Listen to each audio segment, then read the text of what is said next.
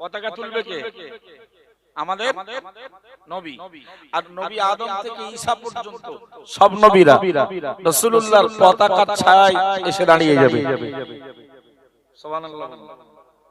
হুজুর বললেন, এতে আমার কোনো অহংকার তাকাব্বুর নেই। আমার এত বড় পাওনা, আল্লাহ আমাকে দুনিয়ায় ঘোষণা দিয়েছে, আমি জেনে গেছি। কিন্তু এরপরেও আমার অন্তরে বিন্দু পরিমাণ অহংকার নেই, তাকাব্বুর নেই। তার মানে কি প্রমাণ হচ্ছে এই হাদিস দ্বারা? যে কিয়ামতের দিনে একমাত্র রাজত্ব চলবে আল্লাহর পরে কার? আমাদের নবী। সুবহানাল্লাহ। মন থেকে বলেন, আরেকটু মন থেকে বলুন সুবহানাল্লাহ। আমরা গুনাহগার তার উম্মত।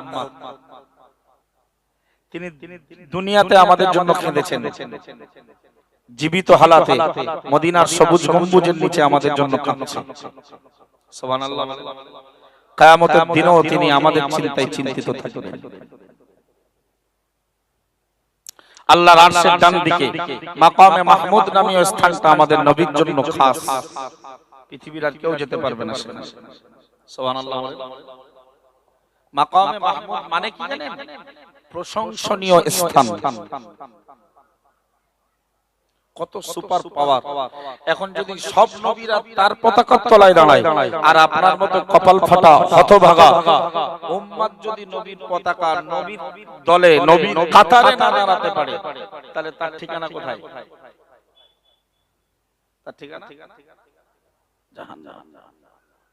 আজকের কত যুবক যুবতী এই মজলিস থেকেও নবীর কাতারে যেতে পারবে না, যারা বাজারের রাস্তায় ঘুরে নিজেদের মূল্যবান সময়টাকে ব্যয় করে দিয়ে, নষ্ট করে দিয়ে কোরআন হাদিসকে মূল্য দিল না, তাদের ঠিকানাও সেদিন আল্লাহর কঠিন জাহান্নাম।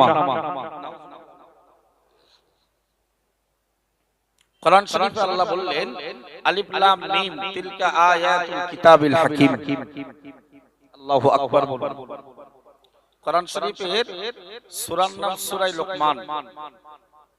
নাম শুনেছেন সূরা লোকমান? কোরআন শরীফের সূরাটার নাম সূরা লোকমান। লোকমান একটা ব্যক্তির নাম। কিসের নাম? ব্যক্তি। তিনি নবী নবী, ফেরেশতাও নয়। তিনি একজন আল্লাহওয়ালা এবং বিজ্ঞ পণ্ডিত মানুষ। সুবহানাল্লাহ।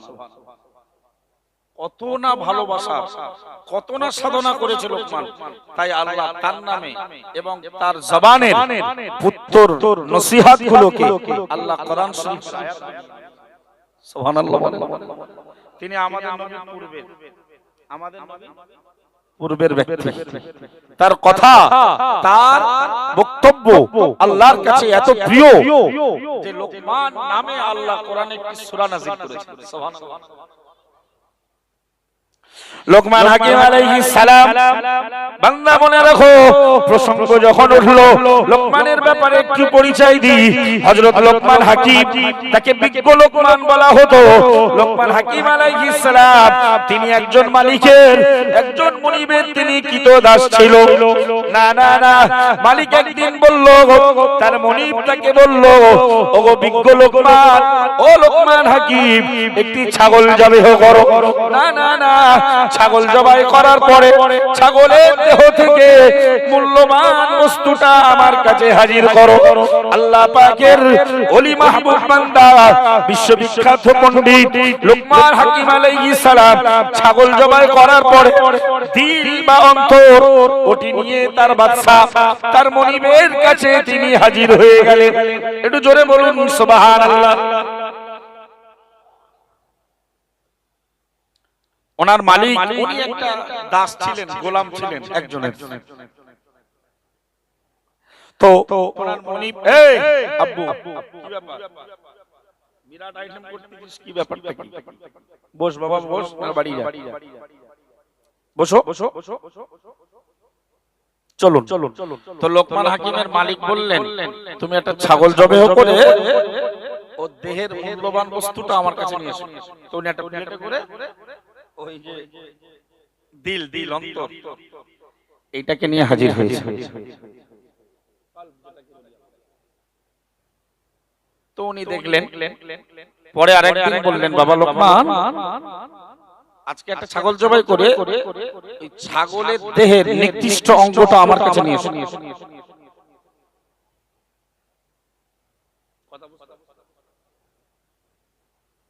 আল্লাহ পাকের ওলি বান্দা হযরত লোকমান হাকিম আলাইহিস সালাম না বাদশা মুনিবের নির্দেশ মতো আবার একটি ছাগল জবাই করলেন এবং ওই ছাগলের দেহ থেকে, ওই ছাগলের অঙ্গ প্রত্যঙ্গ থেকে আবার দিলটা অন্তরটা আবার একটি প্লেটে করে নিয়ে হাজির হয়ে গেল।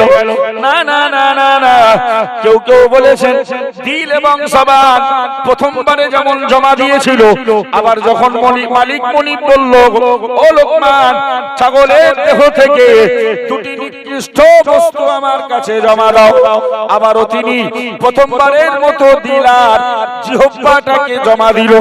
আল্লাহর ওলি বান্দাকে তার মালিক, তার মুনিব জিজ্ঞেস করলো, আগের দিনে ছাগলের দেহের উৎকৃষ্ট বস্তু নিয়ে আসতে বলেছিলাম, সেদিন দিল আর জিহ্বা জমা দিয়েছিলে, আজকে বললাম ছাগলের দেহের নিকৃষ্ট দুটো বস্তু আমার কাছে নিয়ে এসো, আজকেও তুমি সেই জিহ্বা আর দিল জমা দিলে, ব্যাপারটা কি খুলে বলো। আল্লাহর ওলি বান্দা বিজ্ঞ লোকমান হাকিম আলাইহিস সালাম মুনিবকে ডেকে বলল, ওগো মুনিব, মনে রাখো, যে ব্যক্তির ভেতরের দিলটা জিহ্বাটা ভালো, তার পুরো বডিটাই ভালো। জোরে বলুন, আরো জোরে বলুন সুবহানাল্লাহ। ওই দুটো অঙ্গ যে মানুষের অন্তরে খারাপ, নিশ্চিত তার পুরো দেহটাই খারাপ। গুরুত্বপূর্ণ কথা নবী বলেছেন হাদিস শরীফে, আলা ইন্না ফিল জাসাদি মুদগাহ, সাহাবীরা তোমরা মনে রাখো, মানব অন্তরে রয়েছে, মানব দেহে রয়েছে একটি গোশতের টুকরা, মানব দেহে রয়েছে গোশতের টুকরা। ইদা সালুহাত সালুহাল জাসাদু কুল্লু, যতক্ষণ ওই গোশতের টুকরাটা পরিষ্কার, পরিচ্ছন্ন, পবিত্র থাকে, মানবের পুরো বডিটা ফ্রেশ থাকে। প্যারা নবী মুহাম্মদুর রাসূলুল্লাহ সাল্লাল্লাহু আলাইহি ওয়াসাল্লাম বললেন, ওগো আমার সাহাবীরা, ওয়াইদা ফাসাদাল জাসাদু কুল্লুহু, না মানব দেহে আবৃত লুকায়িত গোশতের টুকরাটা নোংরা আবর্জনা করে যখন সেটা নোংরা হয়ে যায়, গুনাহের কাজ করে, পাপের কাজ করে যখন সেটা অপবিত্র হয়ে যায়, আমি রাসূলুল্লাহ বলছি, ফাসাদাল জাসাদু কুল্লুহু, মানবের পুরো বডিটা অপবিত্র হয়ে যায়।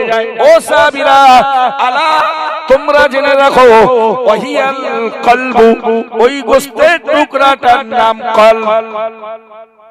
সুবহানাল্লাহ বলেন। কলব যদি পরিষ্কার থাকে দেহ, কলব যদি নোংরা থাকে, বিরাট ডিটারজেন্ট সাবান টাবান ইউজ করলেন, বিরাট ফ্রেশ হলেন, বিরাট আতর মাখলেন, বিরাট সেন্ট মাখলেন, বিরাট কসমেটিক্সের নামি দামি কোম্পানির ক্রিম ইউজ করলেন, আপনার দেহের কোনো মূল্য আছে? কিন্তু ভেতরের গোশতের টুকরাটা যদি ভালো থাকে, দেহটা কালো হলেও, দেহটা খুব সুন্দর না হলেও, খুব আকর্ষণীয় না হলেও, কিন্তু এই দেহটার মূল্য, এই দেহটার দাম আল্লাহর কাছে আছে না নাই? এই দেহকে আল্লাহ কখনোই জাহান্নামের আগুনে স্পর্শ করাবে না। সুবহানাল্লাহ বলুন, মন থেকে বলুন, কথাগুলোকে একটু কাজে লাগান, অন্তরটা পরিষ্কার করুন। অন্তর পরিষ্কার শুনলে, ছেলেরা যে ডিজে বাজিয়ে বাজিয়ে ফিস্টি করছে ডাইরেক্ট জাহান্নাম, তাহলে অন্তর পরিষ্কার থাকবে? লোকমান হাকিমের নামে আল্লাহ সূরা দিলেন, আমি ওই সূরার কিছু ব্যাখ্যা করি আপনাদের কাছে। আল্লাহ বললেন সূরার শুরুতে, আলিফ লাম মিম,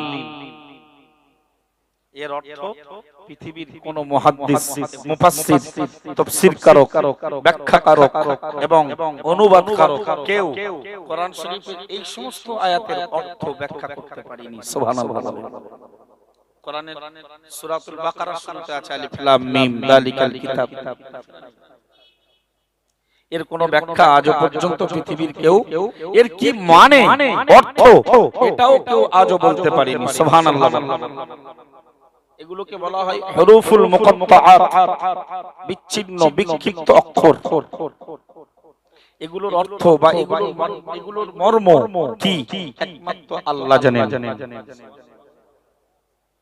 পরেই মহান আল্লাহ বললেন, তিলকা আয়াতুল কিতাবিল হাকিম, ও বান্দা এগুলো জ্ঞান গর্ভ কিতাবের আয়াত, এগুলো জ্ঞান গর্ভ কিতাবের বাক্য, সেন্টেন্স। একটু জোরে বলুন না সুবহানাল্লাহ। পরেই মহান আল্লাহ সূরা লোকমানের ভেতরেই জানালেন, হুদাউ ওয়া রাহমাতাল লিল মুহসিনিন, এই কোরআন, এই কিতাব, এই পুস্তক হেদায়াত এবং দয়া স্বরূপ কাদের জন্য? মহান আল্লাহ বললেন লিল মুহসিনিন, সৎ কর্মশীলদের জন্য এই কোরআন হলো হেদায়াত এবং রহমত। একটু জোরে বলুন সুবহানাল্লাহ। ছেলে ছেলে জন যুবক বৃদ্ধরা কোরআন শুনতে চায় না, কোরআন শুনতে ভালো লাগে না, কিন্তু গান শুনতে, কোরআনের ওয়াজ শুনতে ভালো লাগে না, গজল শুনতে ভালো লাগে, কোরআনের ওয়াজ শুনতে ভালো লাগে না। বিরাট বানানো ঘটনা বললে, তা নাহলে দেশে নকলে মারপিট লেগেছে, দেশে নকলে মারপিট লেগেছে, আসলটা বাড়ি বসে আছে, সে আসলে তো নকল। আরে সমাজে খোকা মাওলানা নামে কচি বুড়ো হয়ে গেছে, দাড়ি পেকে গেছে, এখনো খোকা। তার মানে সমাজে ফেমাস অল ইন্ডিয়া সুন্নাতুল জামাতের মাগরিবি বাঙ্গাল আঞ্জুমানে ওয়াইজিনের এত বক্তা আছে, কারো শেষে খোকা বুড়ো ছুড়ো লেখা।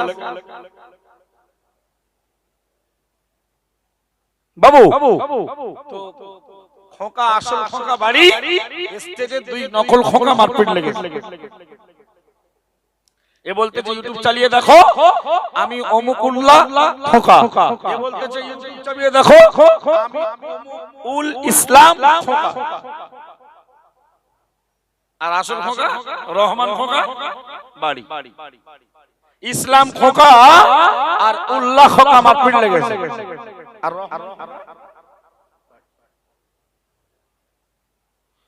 সে খোকা আবার বিখ্যাত, সে আবার দেখুন কয়েকদিন আগে আমাদের বিরুদ্ধে প্রতিবাদ করছে, মুফতি সাহেব ভুল ধরছে, অল ইন্ডিয়া সুন্নাতুল জামাতের সংগঠনের ভুল ধরছে, অথচ তার কোরআন পড়ার ভালো ক্ষমতা নেই। বাড়িতে যেমন বাটপাট করার দাওয়াত করে, হাক্কানি রব্বানি আলেম এবং সৎ কাজের বিশদগার করছে। কখনো দেখবেন টাইটানিক জাহাজের গল্প শোনায়, কখনো বাদামের খোলা গল্প শোনায়। আচ্ছা এই ওয়াজে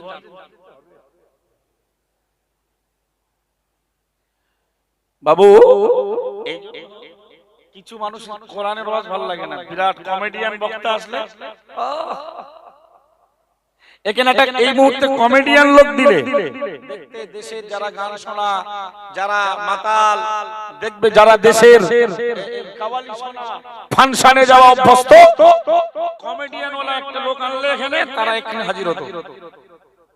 অথবা নাচন শিল্পী আনলে দেখতে ছেলে মেয়ে কোরআন শোনা। সূরা লোকমানটা পড়ে পড়ে ব্যাখ্যা করি, মন দিয়ে শুনুন, বুঝতে পারবেন অবস্থান কোথায় মানুষ। আল্লাহ বললেন যে আলিফ লাম মিম তিলকা আয়াতুল কিতাবিল হাকিম, কোরআন এমন এক পুস্তক, এটি জ্ঞান গর্ভ, এটি জ্ঞান গর্ভ কিতাবের আয়াত। কোরআনকে হাকিম বলা হয়, আবার লোকমানকেও হাকিম বলা হয়। লোকমান হাকিমের নামে সূরা। আল্লাহ বললেন তিলকা আয়াতুল কিতাবিল হাকিম, সূরা লোকমানের ভিতরে যে আয়াতগুলো নাযিল করা হয়েছে, কোরআনের যে আয়াতগুলো নাযিল করা হয়েছে, ওগুলো আয়াতুল হাকিম, ওগুলো কোরআন শরীফের বিজ্ঞ জ্ঞান গর্ভ কোরআনের বাক্য, সেন্টেন্স। জোরে বলুন। মহান আল্লাহ বললেন হুদা ওয়া রাহমাতুল লিল মুহসিনিন, ওগো বান্দা জ্ঞান গর্ভ কোরআনের আয়াতগুলো, জ্ঞান গর্ভ কোরআনের বাক্যগুলো, এগুলো হেদায়েত, এগুলো রহমত স্বরূপ কাদের জন্য? আমরা যেন জিজ্ঞেস করলাম, ও রব্বুল আলামিন আল্লাহ, আপনার জ্ঞান গর্ভ কোরআন শরীফ শরীফের আয়াতগুলো আপনার জ্ঞান গর্ভ কোরআন শরীফের বাক্য আর সেন্টেন্স গুলো কাদের জন্য হেদায়েত আর রহমত। আল্লাহ তাআলা আমাদের প্রশ্নের যেন জবাব দিয়ে বললেন, ও বান্দা হুদাও ওয়া রাহমাতাল লিল মুহসিনিন, আমার জ্ঞান গর্ভ কোরআনের বাক্যগুলো যারা সৎ কাজ করে, যারা ভালো কাজ করে তাদের জন্য হেদায়েত আর রহমত। একটু জোরে বলুন না সুবহানাল্লাহ, আর উচ্চ আওয়াজে বলুন সুবহানাল্লাহ। আমরা যেন আল্লাহকে ডেকে বললাম, ও রব্বুল আলামিন আল্লাহ, সৎ কর্মশীল কারা এটা আমরা কিভাবে জানবো? আল্লাহ আমাদের জবাব দিয়ে জানিয়ে দিলেন, আল্লাযীনা ইউকিমুনাস সালাতা ওয়া ইউতুনাস যাকাতা ওয়া হুম বিল আখিরাতি হুম ইউকিনুন। আমার আল্লাহ বললেন, হে বান্দা, মুহসিনিন তথা সৎ কর্মশীল তো তারাই, আল্লাযীনা যারা ইউকিমুনাস সালাতা নামাজকে প্রতিষ্ঠা করে। একটু জোরে বলুন সুবহানাল্লাহ। বাবু, কোরআনের আয়াতগুলো কিসের আয়াত? জ্ঞান গর্ভ কোরআনের আয়াত। এই আয়াতগুলো হিদায়াত এবং রহমত স্বরূপ। কাদের জন্য? লিল মুহসিনিন, সৎ কর্মশীলদের জন্য। আমরা যেন বললাম আল্লাহ সৎ কর্মশীল কারা? আল্লাহ এক নম্বরে তাদের চরিত্র বললেন, আল্লাযীনা ইউকিমুনাস সালাহ, যারা নামাজ প্রতিষ্ঠা করে। এই ইকামাতুন এই শব্দটার ব্যাখ্যা হলো যারা আল্লাহর ফরজ বিধানগুলোকে সময় মতো আদায় করে এবং যথাযথ সুন্নাত নফল ওয়াজিবগুলোকে ও যারা মান্যতা দেয় তারাই হলো ইউকিমুনাস সালাহ। আবার যেন মহান আল্লাহকে জিজ্ঞেস করলাম, ও রব্বুল আলামিন আল্লাহ, আপনার সৎ কর্মশীল বান্দা কারা? মহান আল্লাহ বললেন, ওয়ায়ুতুনাস যাকাতা, ও বান্দা সৎ কর্মশীল চেনার দ্বিতীয় নম্বর আলামত, দ্বিতীয় নিদর্শন হলো ওয়ায়ুতুনাস যাকাতা, যারা যাকাত প্রদান করে। আবার আল্লাহ পাক বললেন, ও আমার বান্দা বান্দির দল, আমার সৎ কর্মশীল মুহসিন বান্দা চেনার নিদর্শন, মুহসিনিন বান্দা চেনার আলামত হলো ওয়াহুম বিল আখিরাতি হুম ইউকিনুন, যারা আখিরাতকে পূর্ণাঙ্গ রূপে বিশ্বাস করে। সুবহানাল্লাহ বলেন। কটা চরিত্র তাদের? তাদের চরিত্র তিনটে। নামাজ প্রতিষ্ঠা করে, অর্থ থাকলে যাকাত হিসাব কষে বছরে একবার শতকরা 2.5 টাকা প্রদান করে। আর 3 নম্বরে আল্লাহ বললেন তারা আখিরাতকে বিশ্বাস করে। সুবহানাল্লাহ। যার আখিরাতের বিশ্বাস থাকবে বেনামাজি হতে পারে, যার আখিরাতের বিশ্বাস থাকবে খ্রিস্টানদের কালচার 1 জানুয়ারি পালন করতে পারে, যার আখিরাতের প্রতি বিশ্বাস থাকবে সে কখনোই ঈমান বিরোধী, ইসলাম বিরোধী, আল্লাহ এবং তার রাসূল বিরোধী কোনো কাজ করছে। ঠিক বলছি না? চলুন এইবারে আমার মূল বক্তব্য শুরু হবে। মানে আজকের যে জন্য এই আলোচনা, আল্লাহ এবার কি সুন্দর করে বললেন, যারা নামাজ প্রতিষ্ঠা করে, যাকাত দেয়, আখিরাতকে মানে, এদের জন্য দুনিয়ায় কোরআন হেদায়েত আর রহমত এটা পুরস্কার, তাই না? আখিরাতে কিছু পুরস্কার থাকা উচিত কিনা? হ্যাঁ, দুনিয়ার পুরস্কার কোরআন তাদের জন্য রহমত আর হেদায়েত, আর আখিরাতের পুরস্কারের ব্যাপারে আল্লাহ এখানে বর্ণনা করেছেন। মহান আল্লাহ বললেন, উলাইকা আলা হুদাম মির রাব্বিহিম ওয়া উলাইকা হুমুল মুফলিহুন। একটু জোরে বলুন আল্লাহু আকবার। ঠিক তার পরের আয়াত 5 নম্বর আয়াতে মহান আল্লাহ সূরা লুকমানের 5 নম্বর আয়াতে তিনি 2 নম্বর আয়াতে বললেন, ও বান্দা কোরআন শরীফের আয়াতগুলো এক্ষুনি সূরা লুকমানে যে আয়াতগুলো বর্ণনা করা হবে, ব্যাখ্যা দেওয়া হবে, এগুলো তিলকা আয়াতুল কিতাবিল হাকিম, জ্ঞান গর্ভ কিতাব, আল্লাহর কোরআনের আয়াতের বাক্য, হুদা ওয়া রাহমাতাল লিল মুহসিনিন। ও বান্দা পরের আয়াতেই মহান আল্লাহ বললেন এই কোরআনের আয়াতগুলো সৎ কর্মশীলদের জন্য হিদায়াত রহমত স্বরূপ। আবার পরের আয়াতেই মহান আল্লাহ বললেন সৎ কর্মশীল তো তারা যারা নামাজ প্রতিষ্ঠা করে, যারা যাকাত প্রদান করে, যারা আখিরাতকে বিশ্বাস করে। ঠিক তার পরের আয়াতেই মহান আল্লাহ আল্লাহ জানিয়েছেন উলাইকা আলা হুদাম মির রাব্বিহিম ওয়া উলাইকা হুমুল মুফলিহুন। ও বান্দা, এই সমস্ত মানুষগুলো তাদের প্রভুর পক্ষ থেকে হেদায়েতের উপরে রয়েছে। একটু জোরে বলুন সুবহানাল্লাহ। ওয়া উলাইকা হুমুল মুফলিহুন, এবং তারাই প্রকৃতপক্ষে সফলকাম। আরো জোরে বলেন। হেদায়েতের উপরে থাকবে তারা হবে সফলকাম। এই সফলতা বলতে জান্নাতের সফলতা। সুবহানাল্লাহ, জান্নাতের হকদার হবে। পরের আয়াতটা 6 নম্বর আয়াতটা, যাদের কোরআন শুনতে ভালো লাগে না, হাদিস শুনতে ভালো লাগে না, এগেনস্টে গান শুনতে ভালো লাগে, বা এমন কিছু কথাবার্তা